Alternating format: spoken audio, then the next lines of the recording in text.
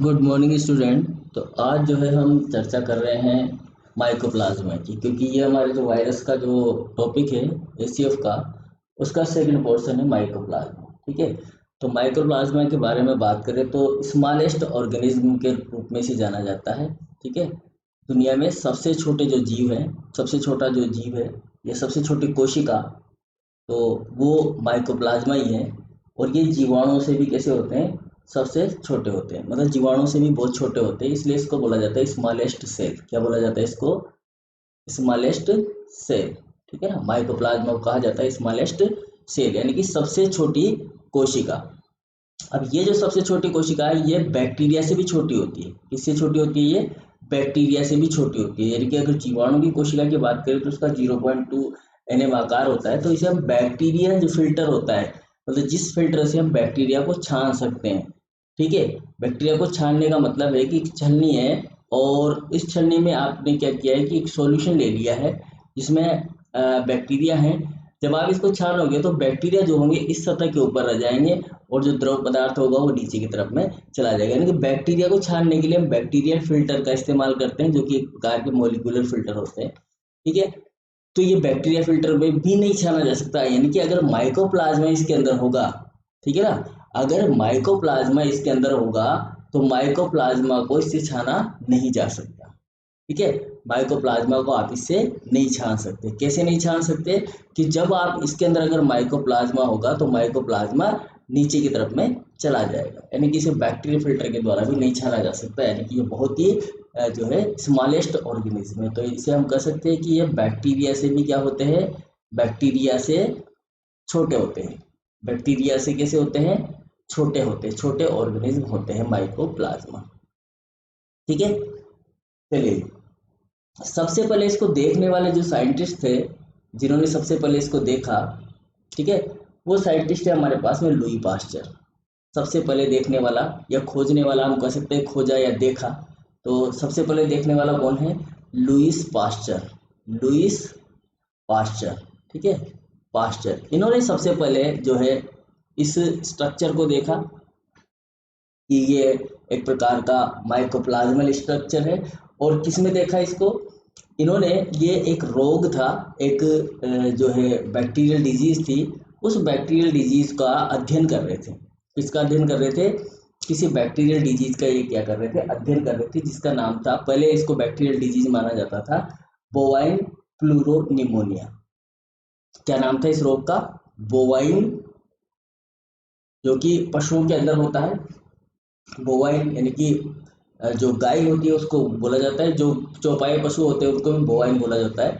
तो bovine pleuropneumonia करके ये रोग है, बोवाइन प्लूरो प्लूरो न्यूमोनिया। ठीक है, न्यूमोनिया, ब्लूरो न्यूमोनिया, ये थोड़ा सा स्पेलिंग ध्यान रखना है आपको। न्यूमोनिया, बोवाइन प्लूरो न्यूमोनिया एक रोग है। इस रोग की खोज करते हुए, मतलब इस रोग का अध्ययन कर रहे थे, इसके दौरान लुई पास्चर ने माइकोप्लाज्मा को देखा। इन्होंने देखा कि बैक्टीरिया के जैसे है लेकिन इनके ऊपर कोई सेल वॉल वगैरह नहीं है और इन्हीं से ये रोग हो रहा है, जिसे बोला जाता है गो प्लूरोनिमोनिया रोग। ठीक है ना, इसको, बोवाइन को क्या बोला जाता है? गो। गो यानी कि गाय या पशुओं से रिलेटेड शब्द है, बोवाइन प्लूरोनिमोनिया। ठीक है, इसके बाद में साइंटिस्ट हुआ नोकार्ड। ठीक है, एक साइंटिस्ट हुआ, कौन हुआ?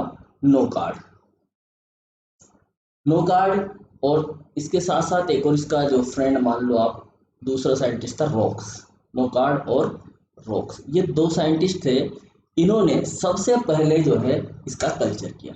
कल्चरिंग करने वाला कौन है साइंटिस्ट यहाँ पर? नोकार्ड और रॉक्स। इन्होंने सबसे पहले जो है इस बैक्टीरिया का क्या किया? कल्चर किया। ठीक है, नोकार्ड एंड रॉक्स जो है वो कौन है? कल्चर करने वाले थे। इन्होंने इसका कल्चर किया। सबसे पहले इस माइकोप्लाज्मा का कल्चर करने वाले साइंटिस्ट थे कौन? नोकार्ड और रॉक्स। ये भी कल्चर कर रहे थे बैक्टीरिया का, लेकिन हो गया इनसे माइकोप्लाज्मा का कल्चर। ठीक है, जब इन्होंने कल्चर करके देखा तो इन्होंने देखा कि जो माइकोप्लाज्मा है वो ऐसे मीडियम के अंदर उगता है, ऐसे कल्चर मीडियम के अंदर उगता है, ऐसे कल्चर मीडियम के अंदर उगता है जिसमें क्या हो? जिसमें सबसे ज्यादा मात्रा में क्या हो, कार्बन हो। ठीक है, क्या हो सबसे ज्यादा मात्रा में, कार्बन, यानी कि कार्बन की जो प्रेजेंस होगी, कार्बन की सर्वाधिक प्रेजेंस वाले जो मीडिया होगा, ऐसे मीडिया के अंदर ये माइकोप्लाज्मा ग्रो हो सकता है। तो यहाँ पर हमारा इक्वेशन बन जाता है, देखो 3-4 क्वेश्चन हमारे यहाँ पर बन गए हैं।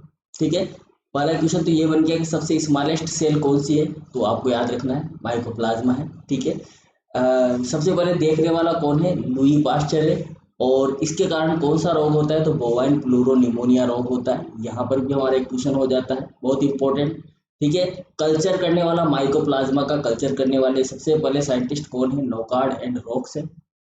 ठीक है, और माइकोप्लाज्मा का कल्चर किस मीडियम के ऊपर किया जाता है, तो उस मीडियम के ऊपर किया जाता है जिसमें कार्बन सोर्स जो है वो अधिक मात्रा में उपस्थित हो। ठीक है, स्टीरोल्स भी आएगा आगे, एक शब्द आएगा स्टीरोइड्स, स्टीरोल्स, तो वो भी इसके अंदर होना चाहिए, लेकिन कार्बन जो है वो उसकी ज्यादा मात्रा यहाँ पर होनी चाहिए। तो ये जो बात है, ये सबसे पहले बताने वाला कौन था, नोकार्ड एंड रोक्स था। इन्होंने ही सबसे पहले जो है इस रोग के बारे में हमें बताया। नामकरण की बात करें तो नामकरण जो है इसका बाद में हुआ है, और इस नामकरण के आधार पर जो प्लूरोनिमोनिया लाइक माइक्रो ऑर्गेनिज्म है, ये नाम इसको दिया गया। और ये नाम भी किसने दिया था, नोकार्ड एंड रोक्स ने ही ये नाम दिया था। क्या नाम दिया था इन्होंने नाम दिया था यहाँ पर प्लूरोनिमोनिया लाइक माइक्रो ऑर्गेनिज्म, यानी कि PPLO। ठीक है, PPLO, ये क्वेश्चन बहुत सी बार पूछा गया है एग्जाम के अंदर। PPLO किसे कहा जाता है, तो PPLO किसे कहा जाता है, प्लूरोनिमोनिया लाइक ऑर्गेनिज्म। क्या कहा जाता है इसे,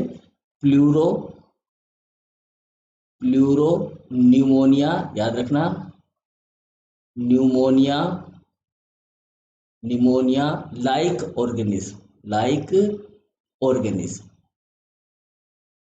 ऑर्गेनिज्म, ये कहा जाता है किसको, माइकोप्लाज्मा को। और ये नाम दिया बाद में, इसी को हम क्या बोलते हैं, इसी PPLO को बाद में कहा गया माइकोप्लाज्मा।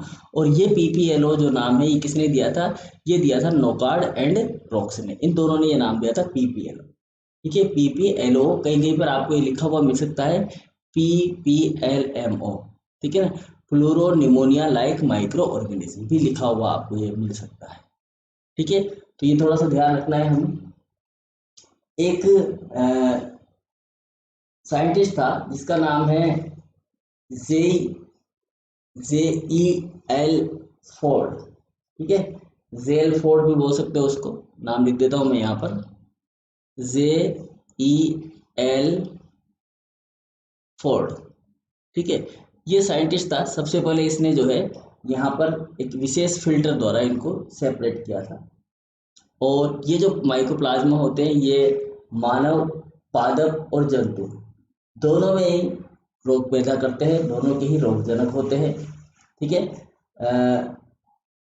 अगर बात करें हम यहाँ पर, तो एक साइंटिस्ट हुआ था डोई। उसने 1967 में लगभग, डोई ने 1967 में, डोई एक साइंटिस्ट था, साइंटिस्ट का नाम लिख देता हूँ मैं, डोई। इस डोई साइंटिस्ट ने 1967 में एक रोग हुआ था, एस्टर एलो डिजीज।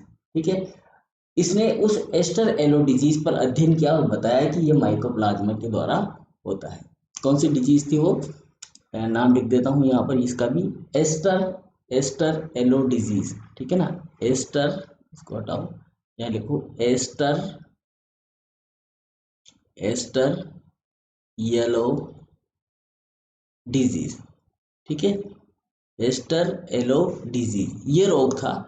और इस रोग का अध्ययन करते हुए ये बताया कि ये जो माइकोप्लाज्मा होता है, ये जो रोग होता है ये माइकोप्लाज्मा के द्वारा होता है। तो ये बताने वाला कौन था हमें, ये बताने वाला था डोई नाम का एक साइंटिस्ट था। ठीक है, अब देखिएगा आगे चलते हैं हम इसी के अंदर, कि जो माइकोप्लाज्मा होता है, इस माइकोप्लाज्मा के अंदर, ये जो माइकोप्लाज्मा है, ये माइकोप्लाज्मा जो रोग पैदा करता है वो एक स्पेसिफिक जोन के अंदर पाए जाने वाले जो ऑर्गेनिज्म होते हैं उन्हीं के अंदर ये रोग पैदा करता है। जैसे कि हम बात करें कि टेम्परेट रीजन जो होता है, टेम्परेट रीजन को हम क्या बोलते हैं, टेम्परेट रीजन टेम्परेट रीजन को टेम्परेट रीजन बोल दो आप, ये क्या नाम है इसका, टेम्परेट रीजन, ट्रॉपिकल रीजन, ऐसे जो क्षेत्र होते हैं, ज्योग्राफी की टर्म है ये, ठीक है ना।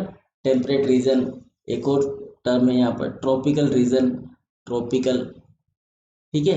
इसको तो बोला जाता है शीतोष्ण। टेम्परेट को क्या कहा जाता है, शीतोष्ण। शीतोष्ण मतलब ऐसी जगह पर जहाँ पर शीत ऋतु का ज़्यादा प्रभाव होता है, शीतोष्ण एरिया जो होते हैं। दूसरे होते हैं उष्ण कटिबंधीय, ये ट्रॉपिकल को बोलते हैं उष्ण कटिबंधीय, जो कि भारत भी उसमें आता है, उष्ण कटिबंधीय क्षेत्र में, उष्ण कटिबंधीय, ठीक है। तो ये ऐसे क्षेत्रों के अंदर जो होता है रोग पैदा करते हैं ज़्यादातर। एस्टर येलो डिजीज जो है वो टेम्परेट जोन के अंदर ज़्यादा प्रभावी थी, इसलिए वहाँ पर इसका अध्ययन किया गया। लेकिन कुछ क्षेत्र है जैसे उष्ण क्षेत्र है, भारत ज़्यादा उष्ण एरिया में आता है, उपोष्ण में भी आता है, उष्ण कटिबंधीय का तो जो है अपना एशिया है वो कुछ भाग उसका आता है, लेकिन भारत जो है वो उष्ण में भी आता है। उष्ण एरिया, यहाँ पर गर्मी बहुत ज़्यादा होती है। यहाँ पर जो है इस एरिया के अंदर कपास हुआ, आलू, धान, मक्का, ये देखिएगा कपास, आलू, धान, मक्का, इनके अंदर ये माइकोप्लाज्मा जो है रोग पैदा करता है ना। कपास के अंदर, आलू के अंदर, धान के अंदर, मक्का के अंदर, इनके अंदर ये रोग पैदा करता है। अब ये जो रोग पैदा करता है ये होता कैसे है रोग, इसके अंदर जो रोग है इसका रोग होता कैसे है, तो ये रोग जो होता है ज़्यादातर फ्लोएम की वजह से होता है। फ्लोएम के अंदर क्या होता है कि ये जो माइकोप्लाज्मा होता है ये अपना ग्रोथ करता है, ठीक है। और इस चीज़ का अध्ययन भी करने वाला कौन था, डोय। डोय ने क्या बताया, डोय ने बताया कि जो फ्लोएम होता है ना, जो फ्लोएम होता है प्लांट की, जो फ्लोएम सेल होती है, उसके अंदर जो सीव ट्यूब होती है, सीव ट्यूब, और फिर उसकी चाली, जो जिसको आप चाली नलिका बोलते हैं, वो चाली नलिका, और चाली नलिका के अंदर जो फ्लोएम पेरेन्काइमा होता है, वो फ्लोएम पेरेन्काइमा में ये माइकोप्लाज्मा क्या करता है, ग्रोथ करता है। जैसे कि हम यहाँ पर देखें, एक बार थोड़ा सा समझने की कोशिश करते हैं हम डायग्राम के थ्रू इस चीज़ को, कि ये किस तरह की बात कर रहे हैं यहाँ पर हमसे। देखिएगा, ये जैसे कि यहाँ पर समझिए ये हमारी चालनी नलिका है, ठीक है ना। मैं यहाँ पर ये चालनी नलिका, एक सीव ट्यूब जो होती है वो बना रहा हूँ, ये सीव ट्यूब है, ठीक है। अब ये जो सीव ट्यूब है इसके अंदर यहाँ पर ये छिद्र होते हैं इस तरह से, ठीक है। और फ्लोएम का काम होता है भोजन का परिवहन करना, भोजन जो है वो इधर उधर ट्रांसपोर्ट करने का काम करता है, ठीक है। इस फ्लोएम पेरेन्काइमा के आसपास जो है टिश्यू, इस चालनी नलिका के आसपास एक टिश्यू होता है जिसे कहा जाता है फ्लोएम पेरेन्काइमा। क्या कहा जाता है, फ्लोएम पेरेन्काइमा कहा जाता है। तो इस तरह से यहाँ पर एक टिश्यू होता है, ठीक है। अब क्या होगा, और इस जो चालनी नलिका है इसी के पास में एक और स्ट्रक्चर पाई जाती है जिसे कहा जाता है कंपेनियन सेल। इसकी जो सहायक कोशिका होती है वो यहाँ पर होती है इस तरीके से। तो ये कंपेनियन सेल होता है, इसके अंदर न्यूक्लियस होता है, बाकी जो सिस्टम होता है उसमें कोई न्यूक्लियस नहीं होता, केवल फ्लोएम पेरेन्काइमा होता है, उसमें न्यूक्लियस होता है। अब ये जो हमारा माइकोप्लाज्मा होता है, ये माइकोप्लाज्मा यहाँ पर है, समझिएगा इसको, ये माइकोप्लाज्मा है। और ये माइकोप्लाज्मा पहले जो है सीव ट्यूब के अंदर एंटर करता है, और सीव ट्यूब में एंटर करने के बाद में ये यहाँ से ट्रांसपोर्ट हो जाता है किसके अंदर, फ्लोएम पेरेन्काइमा के अंदर। और फ्लोएम पेरेन्काइमा में ये अपना गुणन करता है, मतलब अपनी ग्रोथ करता है। फ्लोएम पेरेन्काइमा के अंदर क्या करता है, अपनी ग्रोथ करता है, और कोशिकाओं के अंदर ये फैल जाता है, ठीक है। समझ में आई बात, ये मान लेते हैं तना है, और इस तने में ये ऐसा सिस्टम है, ठीक है। तो यहाँ पर ये जो इसकी पेरेन्काइमा की जो सेल होगी इनके अंदर ये एंटर कर जाएगा, ठीक है। अब यहाँ पर ग्रोथ करने का कारण क्या होता है, यहाँ पर एक तो हाई ऑस्मोटिक प्रेशर होता है, दो चीजें होती है इसके लिए इंपॉर्टेंट, दो चीजें क्या होती है, एक तो high osmotic pressure, high osmotic pressure यहाँ पर रिक्वायर होता है, मतलब यहाँ पर मिल जाता है उसको, हाई ऑस्मोटिक प्रेशर मिल जाता है यहाँ पर, एक तो फ्लोएम पेरेन्काइमा के अंदर। दूसरा यहाँ पर जो है एल्केलाइन पीएच होता है, इस जगह पर क्या होता है, एल्केलाइन पीएच होता है, इस जगह पर जो द्रव पदार्थ होता है, तो यहाँ पर उसको जो है एल्केलाइन पीएच वैल्यू जो है यहाँ पर मिल जाती है। इसकी वजह से ये जो माइकोप्लाज्मा होता है ये अपनी वृद्धि यहाँ पर कर लेता है। तो हमें ध्यान रखना है कि माइकोप्लाज्मा की वृद्धि किस प्रेशर पर और किस पीएच पर होती है, या माइकोप्लाज्मा की वृद्धि के लिए आवश्यक परिस्थितियां हैं कौन कौन सी है। एक तो हाई ऑस्मोटिक प्रेशर जो कि फ्लोएम के अंदर मिलता है, ठीक है, और दूसरा एल्केलाइन पीएच, ये भी किसके अंदर मिल जाता है, इसको फ्लोएम के अंदर मिल जाता है, फ्लोएम पेरेन्काइमा के अंदर मिल जाता है। तो ज़्यादा डीप नहीं पूछेगा, आपसे पूछ सकता है कि जो माइकोप्लाज्मा है वो पादप में कहाँ पर वृद्धि करता है या कहाँ पर अपना गुणन करता है या मल्टीप्लिकेशन करता है, तो किसके अंदर करता है, वो फ्लोएम के अंदर। तो ध्यान रखना है ये फ्लोएम है और इस फ्लोएम के अंदर ये अपनी ग्रोथ करता है, अपनी वृद्धि करता है। ये चीज़ हमें ध्यान रखनी है यहाँ पर, ठीक है।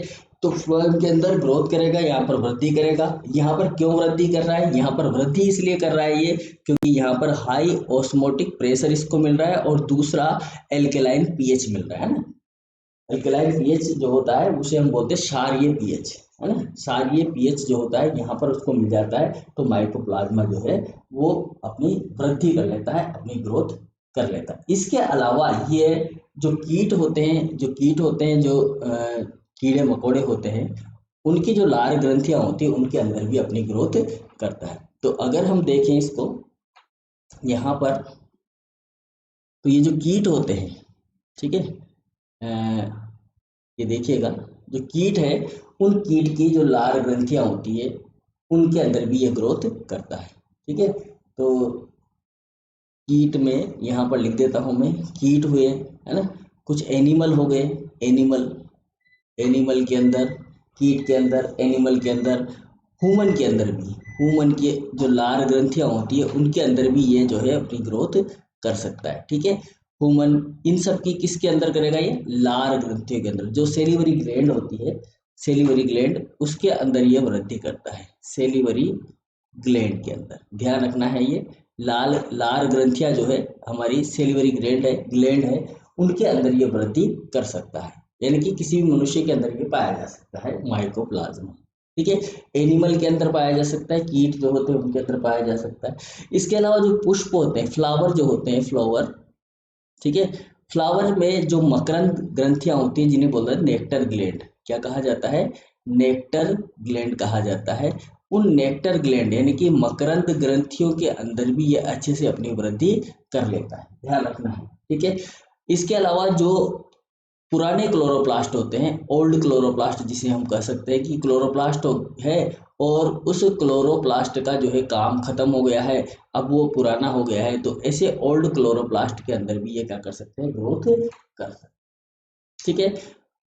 तो समझ में आ गया हमें अब तक के जो हमने जितने भी चीज़ें पढ़ी है, ठीक है, उनके आधार पर अगर हम बात करें तो ये एक प्रकार का रोग कारक जीव होता है, ठीक है। और ज़्यादातर जो क्वेश्चन पूछा जाएगा वो आपसे पूछा जाएगा कि इसकी ग्रोथ कहाँ होती है, ठीक है, दूसरा किसने खोज की है। ये 3 4 5 क्वेश्चन इस टॉपिक में से हमारे बन जाते हैं, ठीक है। इसके बाद में नेक्स्ट क्लास में हम चर्चा करेंगे कैरेक्टरिस्टिक ऑफ माइकोप्लाज्मा, माइकोप्लाज्मा के जो लक्षण हैं वो किस प्रकार के होते हैं, इनके बारे में हम चर्चा करेंगे। तो आप इसको ध्यान से समझिएगा, ठीक है, कहाँ कहाँ पर पाया जा सकता है और किस किस तरह से ये अपना जो है ग्रोथ करता है, कहाँ कहाँ पर ग्रोथ करता है। तो 2 क्वेश्चन आपके इसमें से बन जाते हैं बहुत अच्छे से अगर आते हैं माइकोप्लाज्मा से क्वेश्चन। तो यहाँ पर मेन जो मोस्ट क्वेश्चन है हमारा वो क्या है, फ्लोएम के अंदर इसकी ग्रोथ होना, ठीक है। तो गुड बाय, नेक्स्ट क्लास में मिलते हैं और उसमें हम चर्चा करेंगे कैरेक्टरिस्टिक ऑफ माइकोप्लाज्मा की। छोटे छोटे वीडियो इसलिए बना रहा हूँ ताकि कम समय में हम ज़्यादा से ज़्यादा जो है चीज़ें गेन कर सकें, ठीक है। मैं वीडियो को 2 घंटे का बना सकता था, 2.5 घंटे का बना सकता हूँ एक साथ एक ही वीडियो में, लेकिन 2.5 घंटे ना तो आप देखोगे, ठीक है, नहीं आपके पास इतना टाइम है। 10 मिनट का वीडियो, 20 मिनट का वीडियो, आप उसे देखिए, समझिए और जो मेन चीज़ आपको लगती है उसे नोट कर लीजिए और 1-2 बार रिवाइज कर लीजिए। 20 मिनट आपके उसमें लगते हैं, 10 मिनट आपको उसके लगते हैं। डेली का डेली आप अगर ये करोगे तो जनरली जल्दी से आप उसको समझ जाओगे, अगर कोई क्वेश्चन आता है तो उसे अच्छे से वहाँ पर कर पाओगे, ठीक है। तो thank you very much for watching. Next class में मिलते हैं कैरेक्टरिस्टिक ऑफ माइकोप्लाज्मा को लेकर, तब तक के लिए गुड बाय।